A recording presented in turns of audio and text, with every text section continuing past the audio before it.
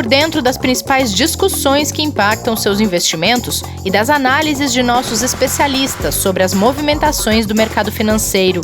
Falando nisso, nosso encontro é toda manhã, logo após a abertura do mercado. Entre nos canais oficiais do Itaú Personalité e envie suas dúvidas sobre recomendação de investimentos.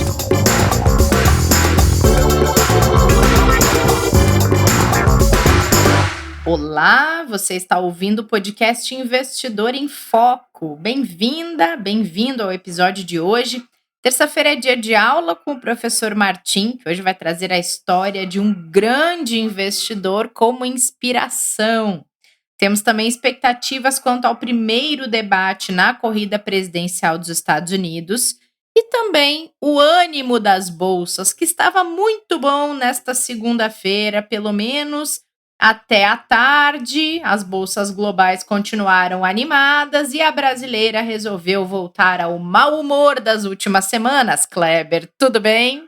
Bom dia, bem você. Exatamente isso.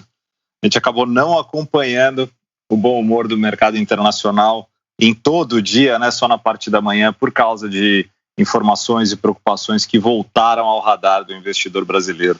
Bom, vamos por partes então, Kleber. Depois de uma segunda-feira de alta, nessa terça os mercados globais eles abrem um pouco mais cautelosos. E aí te pergunto por quê? É um efeito aí da expectativa quanto ao debate de hoje entre Trump e Biden, já que é o primeiro debate nessa corrida presidencial? Não, exatamente. Lá fora, o que mais preocupa, na verdade, são duas coisas, né, Rê? Uma que a gente fala aqui diariamente já há alguns dias, que é sobre, de novo, né, as preocupações com o aumento de casos da Covid-19 na Europa e nos Estados Unidos também. Infelizmente, a gente atingiu, né, superou aí o número de 1 milhão de pessoas, né, que foram vítimas fatais por causa da doença no mundo todo. E isso ainda preocupa muito. Tem, obviamente, muito investidor ainda com essa preocupação no radar. E aí a gente tem, sim, duas fortes altas que a gente teve, né? Pelo menos aí algumas sequências de recuperação. A de ontem foi muito boa, principalmente no mercado norte-americano, no mercado europeu. A gente teve setores ali financeiro, de bancos, puxando, né, essas altas, tecnologia também se recuperando. E agora vem aí o primeiro debate, como a gente comentou, né, e você trouxe para a gente, entre Donald Trump e Joe Biden. E aí a gente tem a seguinte visão do mercado, né? Qual vai ser o desempenho desses candidatos que podem acabar refletindo no comportamento dos investidores no mercado nos próximos dias, né? Dando direcionamento para quem poderia ter algum tipo de vantagem ou de quem conseguiria vencer esse primeiro embate. E aí o outro ponto que pode ajudar os mercados ao longo do dia, por enquanto eles só estão preocupados realmente com isso e ainda não conseguiram desenvolver, é o fato da Câmara dos Representantes poder trazer novidades, como já trouxe, de uma possível aprovação no curto prazo para o novo pacote de estímulos fiscais nos Estados Unidos. Se isso acontecer ao longo do dia, pode trazer de volta o bom humor dos mercados, independente do debate, e a gente vê o cenário lá fora subir de novo. Boa, e a Europa continua uma alta preocupação quanto à segunda onda do coronavírus, né? Continua. A preocupação ela é grande ainda, porque você vê vários países importantes da economia europeia, né, sofrendo bastante com esse aumento de casos. E a gente tem, por um outro lado, que não só o da saúde, né, que é o que impacta realmente o mercado financeiro, a questão com o risco de paralisação das atividades que vinham sendo retomadas. Então, isso que vem trazendo essa atenção aí não só para os investidores, mas para todos os empresários, para toda a indústria, para todo o mercado, principalmente de serviços, que vinha num ritmo mais lento de recuperação no bloco europeu, e a gente torce para que realmente eles consigam controlar de novo aí a pandemia, para que não tenha risco de voltar para o que foi lá na primeira onda, né, muito grave que a Europa passou. Verdade. Bom, como a gente falou ali na abertura, por aqui ontem tudo ia muito bem, acompanhando o direcionamento dos mercados globais, até que o governo brasileiro decidiu misturar renda cidadã, Fundeb e precatórios, devolvendo mau humor para a Bolsa Brasileira. E isso deu tanto pano para manga, Kleber, que estão até falando em voltar atrás hoje já. Já falaram e pelo jeito vão voltar, viu, Rê? E dificilmente assim, analisando tudo que aconteceu recentemente no país, a gente veria isso passando, né, isso seguindo para uma aprovação de fato, porque realmente o que foi apresentado, né, pela equipe econômica seria uma troca ali, né, uma compensação. Você deixaria de pagar uma despesa e acabaria compensando com isso para pagar uma outra. E além da questão dos precatórios, qual que é o grande impacto para o risco, né, fiscal, para as contas públicas? É porque o precatório, você deixa de pagar, não significa que você não vai pagá-lo, que ele sai da sua dívida, você só posterga, né, e você acaba aumentando então a sua dívida, por isso o impacto no risco fiscal e a preocupação tão grande quando saiu essa notícia. Além disso, também foi colocado de que eles poderiam usar ali, né, uma fatia dos recursos do Fundeb, que é o fundo destinado para a educação. Então, além de não terem sido apresentados, né, cortes para a utilização, né, desse aumento de benefícios no programa, essas medidas poderiam realmente significar um impacto direto ali na gestão de teto de gastos. O mercado fez uma leitura super negativa, caiu ali 2,41 no fechamento de ontem do Ibovespa, aqui o dólar disparou quase 1,80.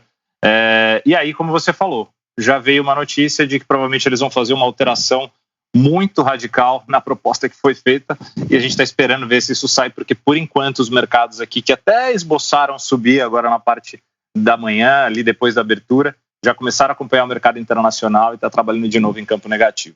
Ai, vamos acompanhar, isso ainda vai ter muito episódio pela frente, né, Kleber? Muita coisa para rolar. Vamos lá, que a gente tem aula com o professor Martim, ele já abonou as suas faltas, mas a gente não pode ficar faltando, senão a gente não passa de ano, e já estamos em setembro, né, Kleber? Vamos combinar.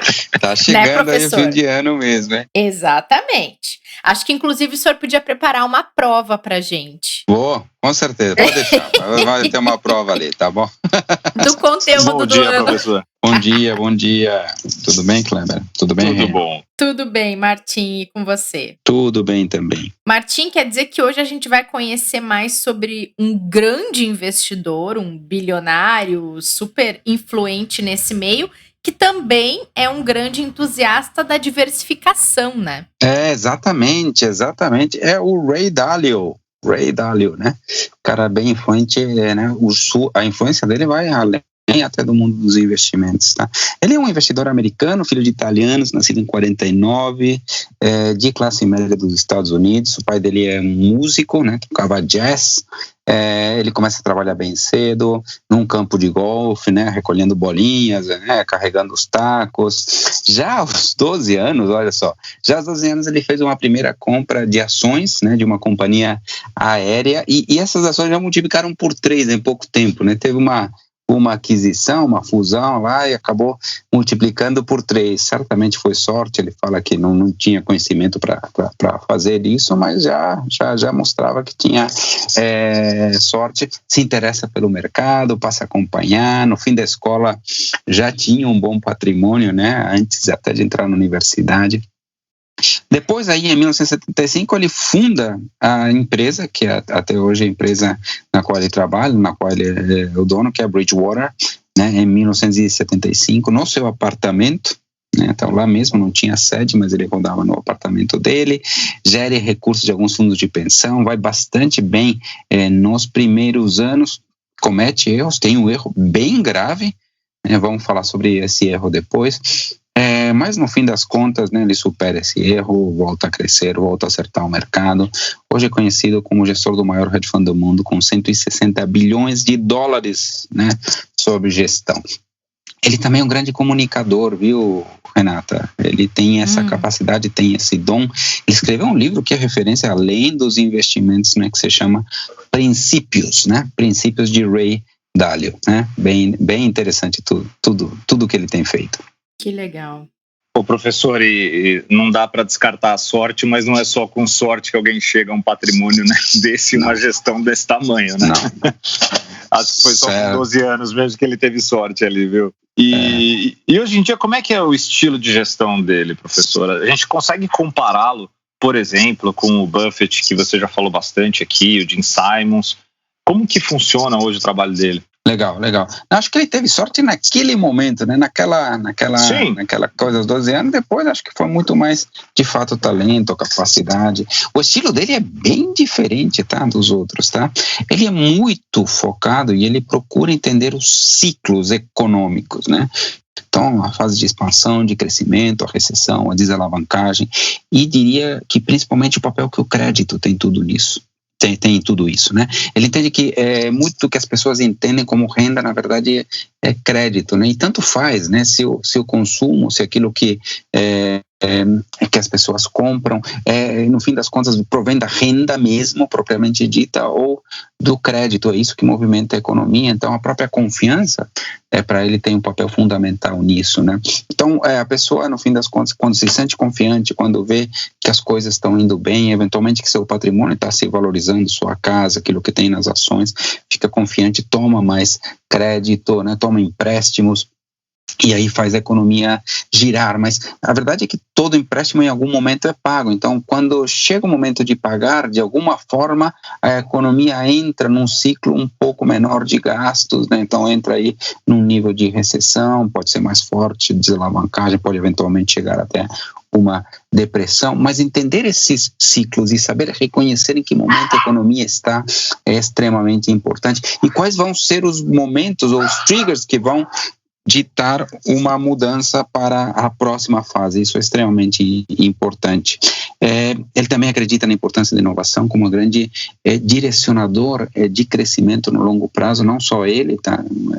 O avanço tecnológico é muito importante para ele. Tem até um prêmio Nobel chamado Robert Solow, que também no seu modelo de crescimento de longo prazo também conclui a importância no longo prazo do avanço tecnológico, tá? Antes de comparar com o Buffett, né, que você me perguntou, e com o Simon, deixa eu passar por 5 pontos que entendo que são centrais para ele, tá? Legal. Primeiro ponto, diversificação é importante. A Renata já comentou, ele entende que uma diversificação bem feita permite, na visão dele, também atravessar momentos de crise, né? E a gente sabe que, vou falar daqui a pouco sobre o erro que ele cometeu, mas certamente se ele tivesse naquele momento uma carteira mais diversificada, teria atravessado melhor aquele momento. Ele aprendeu isso.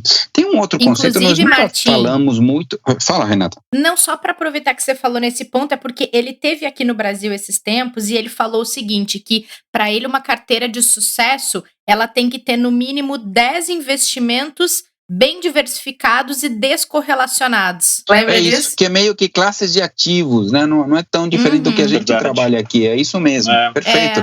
É bem isso mesmo a visão dele, e está completamente certo. Você pode até ter mais investimentos, mas as classes, ou seja, a diretriz geral do comportamento delas precisam ser bastante diferentes. O segundo ponto dele é a reversão à média, ou seja, ele sabe que também o preço das ações é cíclico, né, e aquelas ações que muitas vezes se valorizaram muito no passado não são as que vão se valorizar tanto no futuro, e aí o que ele procura são ações de valor, empresas de valor, mas que estão num momento contracíclico, ou seja, que não estão num momento de tanta valorização, para tentar aproveitar o momento que elas começam a subir. Obviamente isso é fácil de falar, não é tão fácil de analisar e de chegar a concretizar todo esse ganho. A outra coisa muito importante que aparece também no Buffett é a questão dos vieses, né? Então ele sabe que controlar os seus vieses é algo extremamente importante, mas entender os vieses do mercado, né, é extremamente importante, ou seja, os erros de avaliação psicológicos, né? Depois entender os efeitos da avaliação e entender como os juros se movem. Esses últimos 2 pontos da inflação e dos juros está bastante ligado àquilo que eu acabei de comentar já dos ciclos de crédito. Se a gente quer resumir Buffett, eu diria que é empresas de valor no longo prazo, né? Então, selecionar empresas pelo valor, aquelas que criam valor, que criam produtos e serviços que são importantes, né? E a empresa bem gerida, portanto, que consegue gerar lucros, e uma visão de longo prazo muito clara. Gene Simon é quantitativo, visão de curto prazo, tentando aproveitar distorções, e vamos dizer que Ray Dalio tem uma pegada de determinar os ciclos econômicos. Então, são coisas bem diferentes. Interessante isso, né? Porque dá para dizer que dá para ter sucesso com estratégias diferentes. Sim. né?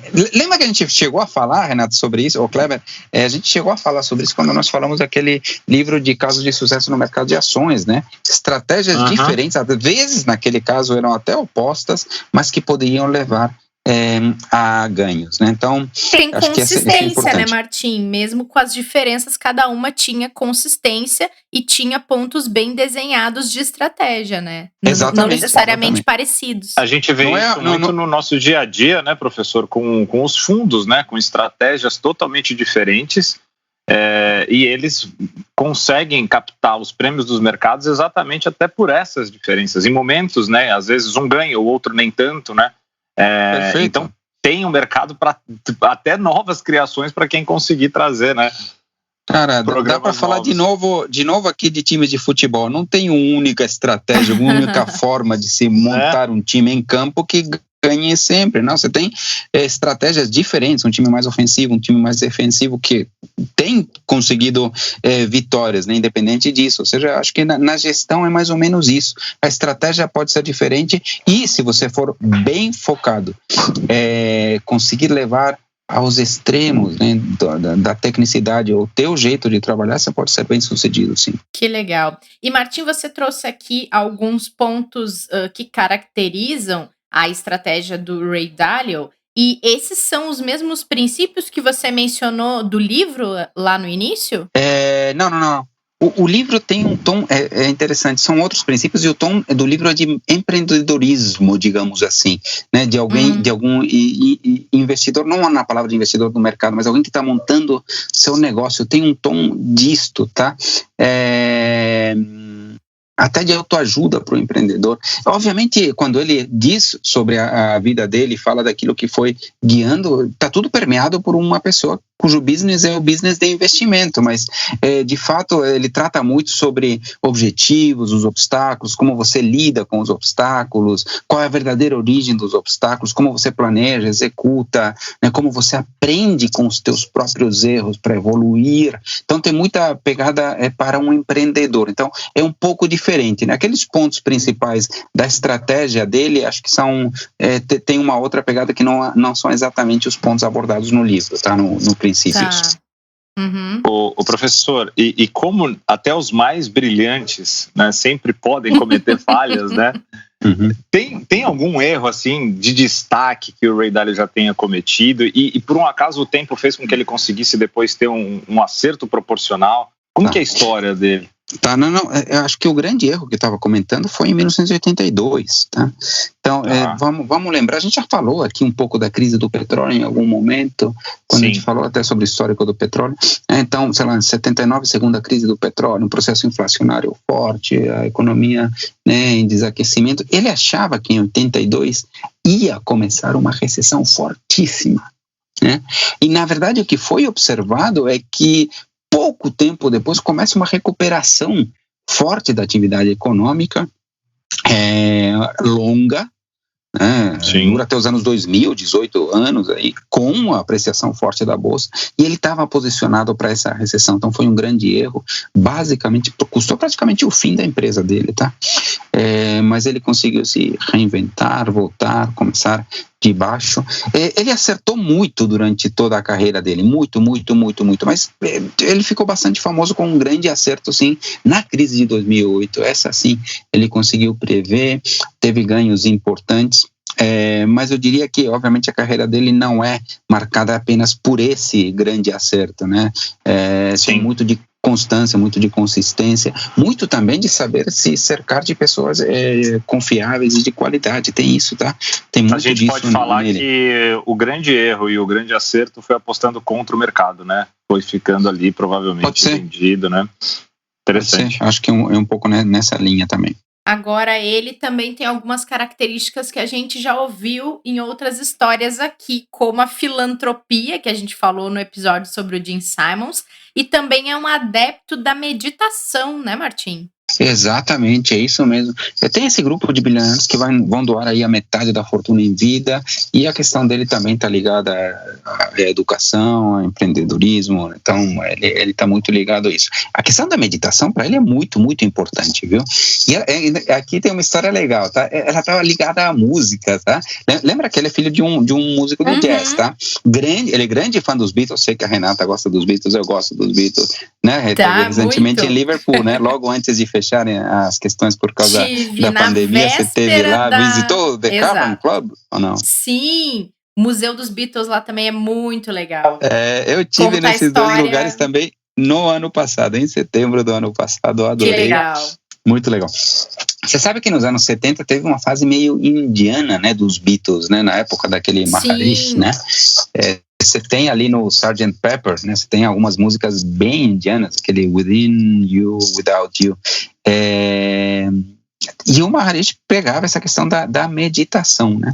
Dálio começou ali, né?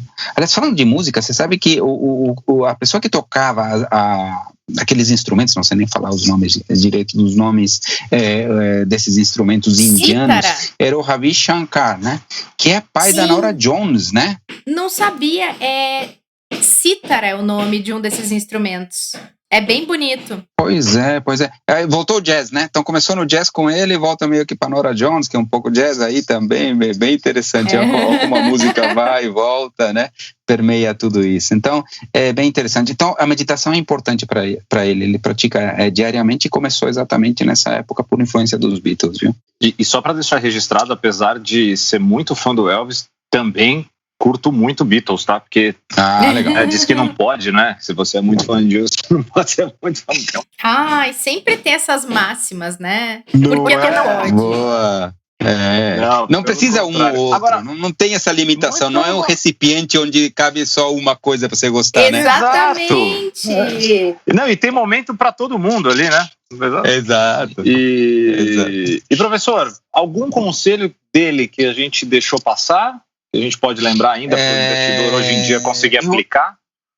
Acho que sim, acho que tem. Às vezes ele fala de 3 conselhos gerais. O primeiro é a gente fala muito aqui também, né? Que é começar cedo para se preparar para a aposentadoria. Tentar saber quanto você vai precisar na hora da sua aposentadoria.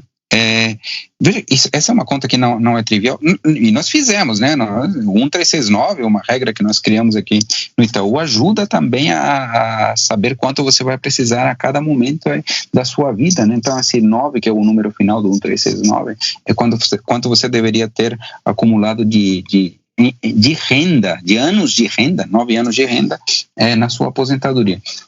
Segundo conselho, claro, está ligado à diversificação, então diversificar ativos, essa questão de 15 ativos bem descorrelacionados é importante. E acho que o último é a questão de entender os ciclos, né? Saber tanto o ciclo de longo prazo, que são ligados pela produtividade e inovação, como os ciclos mais de curto e médio prazo, que são muito ditados pelo crédito, né? Eu acho que é isso aí, viu? Acho que demos aqui em poucos minutos aqui um passeio, uma viagem boa sobre o Dálio aqui, muito viu? Boa. Que legal. Eu tava vendo aqui no Google agora, o George Harrison, ele fez um concerto com o Ravi Shankar Martin. Porque ele dos Beatles, ele era o mais voltado para esse lado da meditação. Claro. Ele se associou e foi com quem aprendeu Krishna. Também a tocar alguma coisa dos instrumentos indianos, tá? Exato. Que legal. Olha só, tudo se mistura, morreu, né? Se não me engano, em 2012, alguma coisa desse tipo, tá? Tudo se mistura, música, rock, meditação e investimento, olha só. É isso mesmo, tudo misturado, é isso mesmo. Que legal, muito bom, Martim. Muito obrigada. Semana que vem a gente vai ter uma programação super especial que a gente vai contar só no fim dessa semana, né, Kleber? Mas o Martim já vai preparar uma aula especialíssima também para entrar nessa programação, que só vou dar um spoiler. Ela é global, minha gente. Vocês estão achando que esse podcast é o quê? Né, Kleber? Exatamente. E, fui pesquisar rapidinho aqui, porque depois dessa aula aqui, eu fico anotando, né, professor, para fazer as lições aqui, literalmente de casa. É a prova, né? Opa! O instrumento que ficou mais conhecido lá da Índia foi, acho que a pronúncia, pelo menos é que está aqui entre parênteses, é cítara. Isso. Que é... Escreve citar, né? Mas acho que se pronuncia citar. Que foi exatamente esse instrumento que foi difundido por causa dessa relação ali do Harrison com o Shankar. E tem um outro também famoso chamado Tampura. Vou estudar esses instrumentos agora aqui para ver como é que a gente acha para trazer podcast também. A gente faz um som aqui. É muito legal. Boa. Faz uma Acho vinheta que tu devia nova. tocar cítara aqui, Oliver. Boa. Muito bom, gente. Obrigada por hoje. A gente se encontra no próximo episódio. Kleber e professor, semana que vem na nossa aula especial. Combinado, então. Um abraço. Até. Obrigado, professor. Obrigado, Rê. Até amanhã. Até. Valeu, pessoal, pela companhia nesse episódio. Cuidem-se, a gente se encontra no próximo episódio para falar de inflação, um assunto que está muito em alta e que está preocupando muito o investidor. Então não percam o episódio desta quarta-feira. Até lá!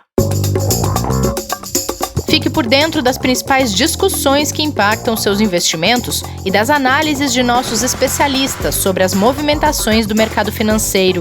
Falando nisso, nosso encontro é toda manhã, logo após a abertura do mercado. Entre nos canais oficiais do Itaú Personalité e envie suas dúvidas sobre recomendação de investimentos.